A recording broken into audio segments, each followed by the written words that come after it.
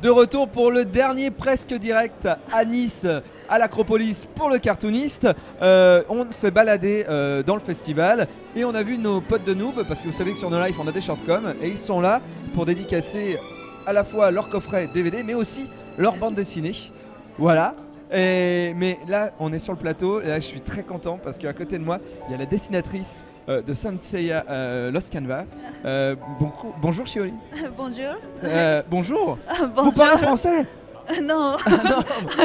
Ok, alors on va traduire. Alors oui, pour les gens qui regardent nos lives et qui sont fans des sous-titres, on ne peut pas sous-titrer parce qu'on est en presque direct. Oui, on veut bien faire des sous-titres, mais là on n'a pas le temps. Vous imaginez, vous avez qu'une heure de décalage entre le moment où on parle et le moment où vous voyez les images. Donc on n'a pas le temps, voilà. Mais dès qu'on peut, on sous-titre, promis. Donc, vous êtes l'auteur de Lost Canvas. Oui, c'est moi, l'auteur de Lost Canvas. Vous avez, tu as commencé, enfin vous avez commencé au Japon.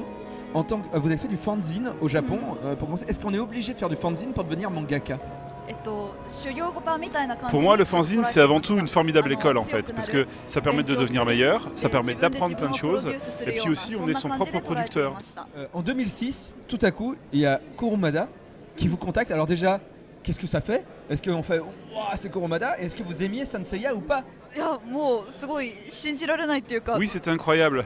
Au début, j'ai cru qu'on faisait une blague. Et alors, comment ça s'est fait? Vous avez travaillé directement avec lui? Vous avez pu vraiment le rencontrer? Vous avez vraiment travaillé ensemble? En fait, je suis allé le voir à une séance de dédicace, et en fait, j'avais avec moi mon tout premier manga qui venait juste de sortir. Et plusieurs années plus tard, il a dit à mon éditeur qu'il voulait travailler avec moi, et voilà, ça s'est fait.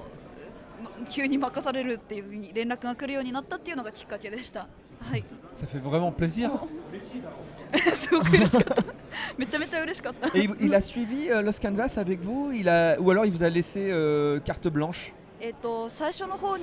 Alors en fait, au début, il a travaillé sur l'univers, et puis il a dressé une liste des scènes qu'il voulait voir dans l'histoire. Et après, il me disait à peu près dans quel timing, quel ordre il voulait voir les scènes arriver. Puis finalement, pour le reste, il m'a dit bah, tu fais un peu comme tu veux, et ben voilà, je fais un peu comme je veux.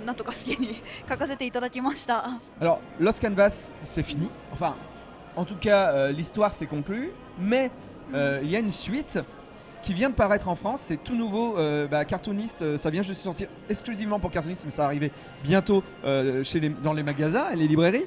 C'est Lost Canvas Chronicle. Est-ce que c'est la suite directe ou alors est-ce que ça parle d'autre chose?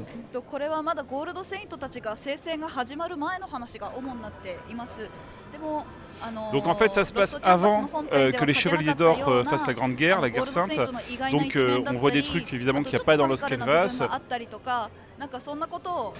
Des petites choses sur les chevaliers, des petits gags. J'en profite pour lever quelques mystères, pour donner quelques secrets. Et puis il y a aussi des combats contre des dieux, mais c'est pas des dieux grecs cette fois-ci. Et voilà, ça permet de mieux comprendre ce qui va se passer par la suite, et j'espère que ça vous plaira. À noter, merci beaucoup, merci bien. À noter que vous avez fait des dessins spécialement pour la convention, pour Cartoonist. Si vous êtes dans le coin de Nice, ça vaut le coup, demain, venez, parce que c'est des illustrations totalement originales et vous dédicacez dessus, c'est ça? Oui, n'hésitez pas. Et c'est gratuit.